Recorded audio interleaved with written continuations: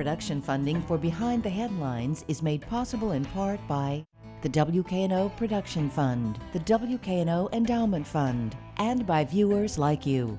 Thank you. Redistricting, another round of elections, and much more tonight on Behind the Headlines.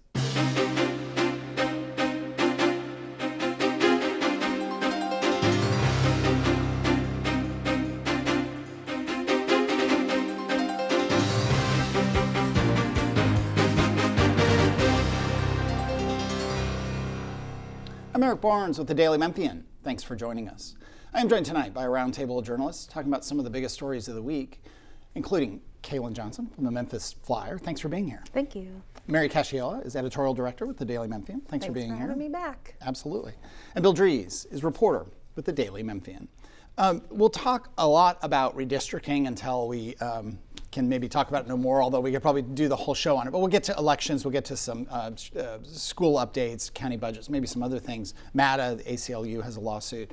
But let's start, Bill. I think most people watching this know, and we're going to put some maps up eventually here that kind of narrows down into the Memphis area, but also shows the changes statewide. I think let's assume everybody knows that Memphis has been sort of subdivided into 3 districts, and there's what are the things that really stand out to you right now? Is it a week? Is it 2? It's not even 2 weeks since they did this. Well, what stands out is Shelby County has been covered by 3 congressional districts before. But what makes this fundamentally different is Memphis is part of 3 congressional districts that all extend into rural West Tennessee and even into parts of Middle Tennessee. With the map that's up, people will see that there's sort of this whitish yellow kind of going up the river and then over into rural and in Middle Tennessee. You've got sort of this district that goes from East Memphis up through Fayette County and Tipton County and into, again, up towards Jackson. And then you've got the other District 9, which used to be the heart of Memphis. That 9 now goes along the lower border and stretches again all the way basically to Nashville. Right. But keep going, Bill, just to orient people on what's there. And there. the 9th district before this plan has always been, even when it was the 8th district, that's another story that we won't get into here, but that district has always included most of Memphis into parts of Shelby County, and that's it. And then the other 2 were basically suburban Shelby County going into other areas of West Tennessee. And the other thing, we've zoomed in on the map here for people on the left there, Shelby County, and it kind of shows how the districts now go right through the heart of Midtown. I mean, people have joked or lamented or however you want to take it is, you've got, I think, the main campus of U of M in one district, and I'm pretty sure the Liberty Bowl's in a different district. There's a bunch of sort of strange disconnections of places. It's good to have the highlight on Davidson County, which got changed in this redistricting, but it lost Davidson County, Nashville. Help me out here, Bill. Lost a really dedicated district, 2 years ago or 4 years ago? It was 4 years ago. Yeah. And that was a redistricting by the census from 2020. This one just popped up out of the blue. And as we speak, on Thursday, tomorrow, Friday at noon, is the filing deadline, the reopened filing deadline for all 3 of the congressional seats affecting Memphis. Yeah, but is that the deadline? And then we'll go to Mary and Kailynn here. Is that the deadline for all the districts, the districts across the state, or is this specific to the Memphis district? It's really specific to the Memphis district. Like districts 1 and 2 on the other end of the state really weren't changed. Okay. The other 7 were, so you could see some changes in them, but there's a lot of people who have checked out petitions since the filing period here was reopened. And we'll go through some of who's filed in what districts in the Memphis area. But let me just bring in, let me start with Kailynn. Thoughts on this? You've been covering this as well. Thoughts and reactions and things you've heard from people as this has gone forward. Of course, many people, of course, in the Black community, and not just here in Memphis, but statewide, you've seen people come together to basically talk about how it's disproportionately affecting them. You know, you have this majority of people who are already not represented in so many other ways of law enforcement, whether that's in state, local elections, anything. And they're, of course, protesting. There were several protests last week. I think Representative Justin J. Pearson went viral on social media for some of his comments that he made. His brother Keyshawn was held by state troopers. And we just saw a lot of Black and African American residents, as well as allies, promising to keep fighting. You know, that wasn't the end of their fight. Yeah. Mary, things that stand out to you, and we'll go into some of the law, but what stands out? I think what stands out to me is how quickly this is all happening. Obviously, the primary is in August, the federal election is November. So having this like basically week for candidates to get recertified, I mean, it feels very chaotic to me. Yeah. Yeah. Let me go through some basics here. You mentioned August. So August 5th is, or is it 6th? 6th, excuse me. August 6th will be the primary for all these federal positions. State and federal. State and federal. But yes, so specific to redistricting, everything we're talking about in redistricting, the primary, Democratic primary and the Republican primary on August 6th, and the general will be November 3rd. We'll talk more later at August 6th. Also, you'll have all the final races for county seats, and you'll have the primaries for state seats, which may be more affected by this, not in terms of boundaries, but kind of interest level. Right now, in terms of the three districts, 5, 8, and 9, and maybe the folks can put the map back up. District 8 is where the least action is. Is that correct? I mean, yes. In the sense that is current David Kustoff, who's a Republican, who's represented that area, basically that area for some time now. That district changes, but it's still likely. I don't know that many other people have filed yet, and generally not a lot of action or expectation that there's going to be much challenges in District 8. Is that correct? You've seen some more Democrats get in, but it's more a reaction to the redistricting as a whole than it is, hey, let's take out Kustoff. So then there's the District 9 that Steve Cohen has held for many, many, many years. Justin Pearson, Kailynn mentioned, the state House member who is challenging, and we were gearing up towards a very heated, what was expected to be a heated primary that would settle it. Now with this redistricting, Cohen and Pearson are still, although they live in what is now the 5th district, they'll be running in the 9th. They can, if they win at the general, they have to move into the new district, but that happens, that's allowed. There was, I don't know, I mean, was there any sense that Cohen would step out or that Pearson would step out? These are very competitive. People have raised a lot of money, so it would seem unlikely. There was, but there's a lot of waiting, or there was waiting. At this point, it looks like there will not be any kind of hearing on an injunction ahead of the filing deadline. Yeah. So the next hearing is basically on the 21st. And a judge in that case, or the other two cases, could say, no, this is on hold until there's a full hearing and decision on it. But as to what's motivating this, you know, after the Supreme Court decision. And I should mention, I'm sorry to interrupt you, Brent Taylor, friend of the show, possibly Yes. watching. I should mention that Brent Taylor has filed on the Republican side, and as I would say generally, the current state senator is really favored to be the Republican winner on that side of things. There are other Republicans who filed. I don't mean to leave that out. It's just we've got more competition within the Democratic side of things.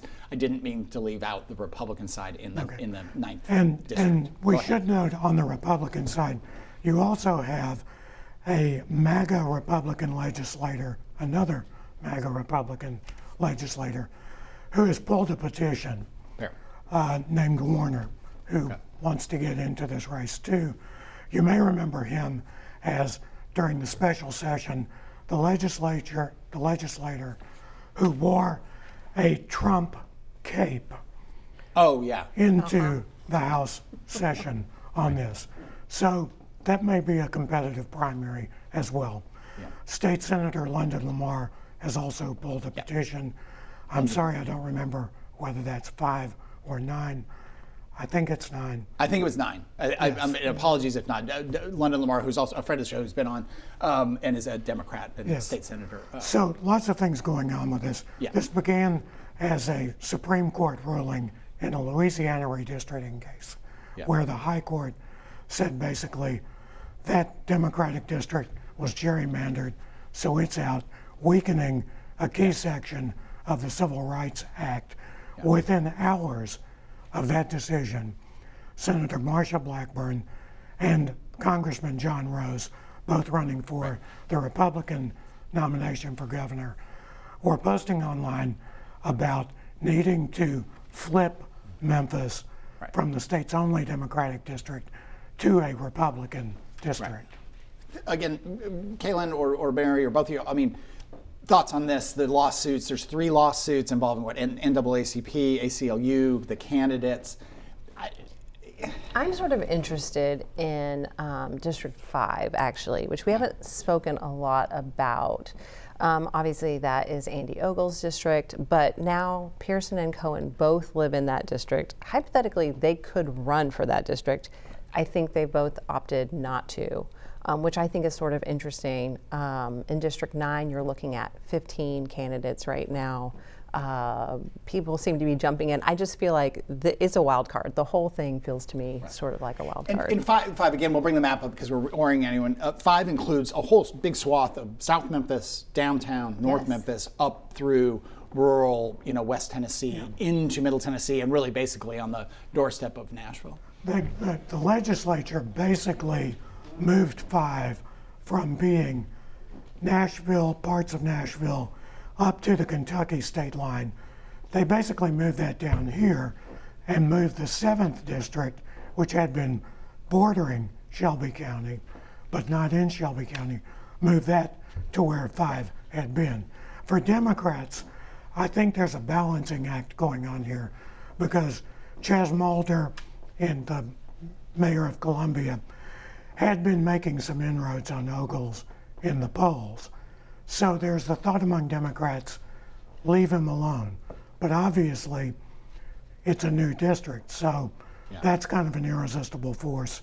And Ogles has been in office since the redistricting in the Nashville area, is that right? So 4 years now. And there's a lot, incumbents tend to win because of just the advantages of name recognition and money, but as you say, it kind of changed everything up.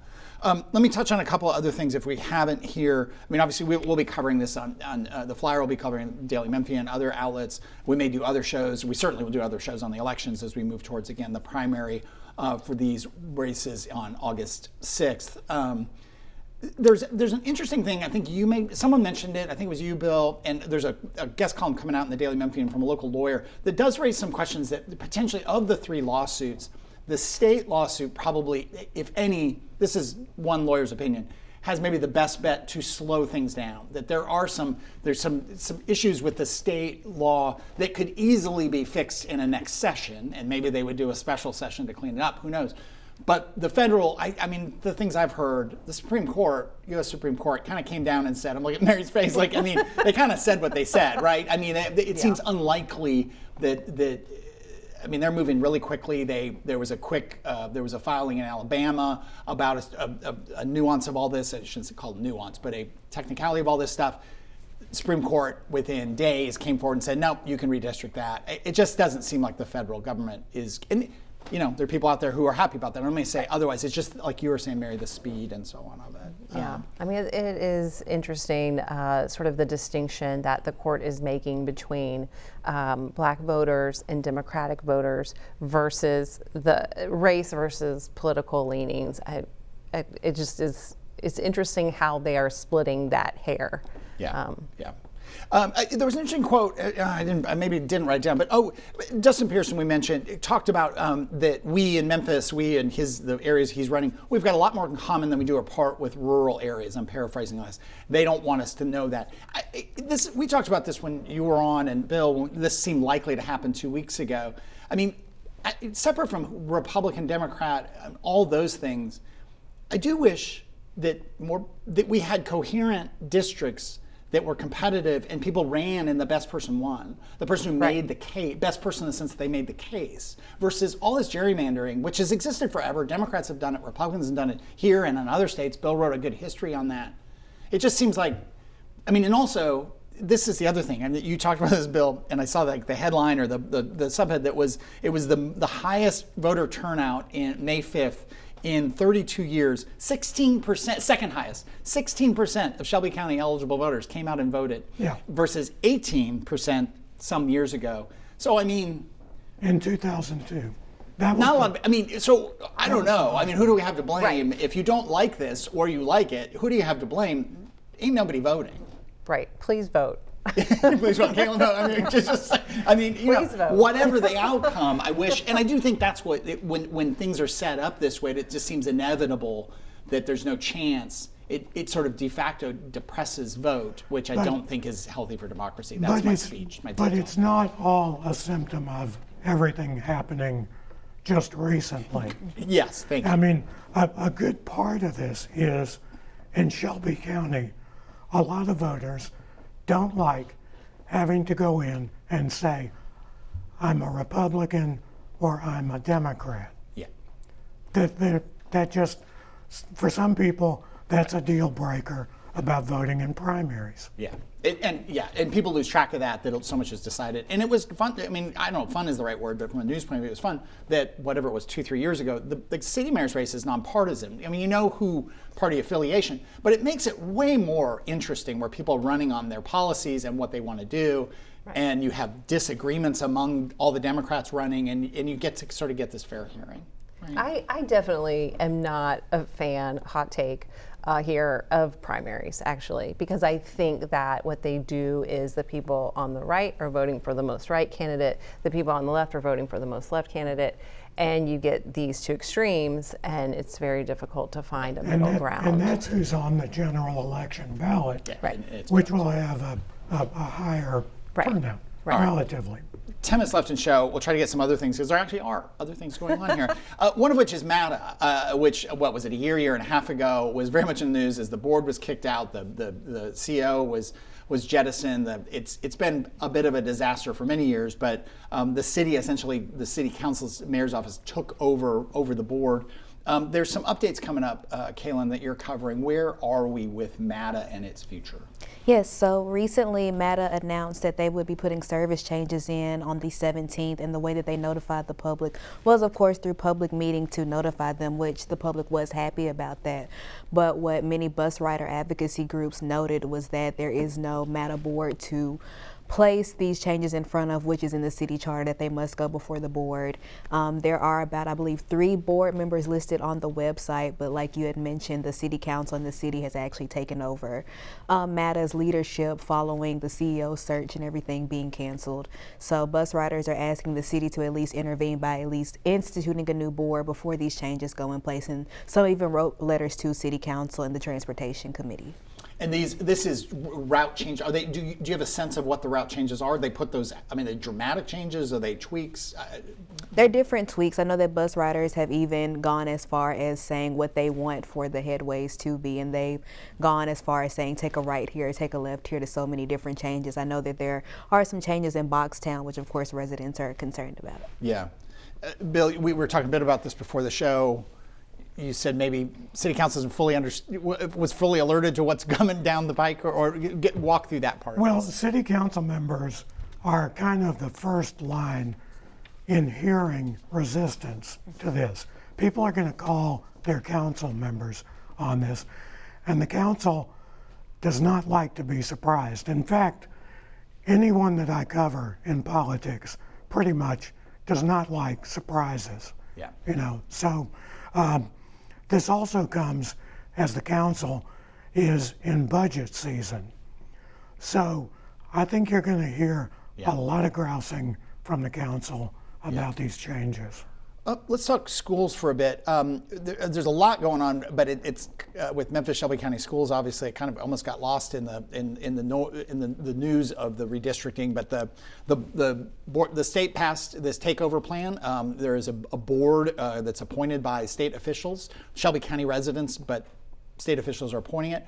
That hasn't been announced. I talked to someone who talked about, I think, 3 or 4 names that I can't say, who are likely to be on it. It was a surprisingly interesting mix for people who are very opposed to this, or this is the state take. These are very Memphis people, very Shelby County Memphis people that, again, if they come forward as part of the proposal, which I think we expect in a few weeks. So it'll be interesting to see how that goes. Meanwhile, the Memphis-Shelby County School Board voted to extend their lawyer's contract through February 2029 as they gear up with lawsuits. County Commission approved $200,000 bill towards any sort of lawsuit, and that's where we are with Memphis-Shelby County Schools. I mean, it's kind of like what comes next with the lawsuits and so on, which we'll obviously be covering. But I want to talk about suburban schools, and we're going to try to get some suburban school leaders on the show in the coming weeks.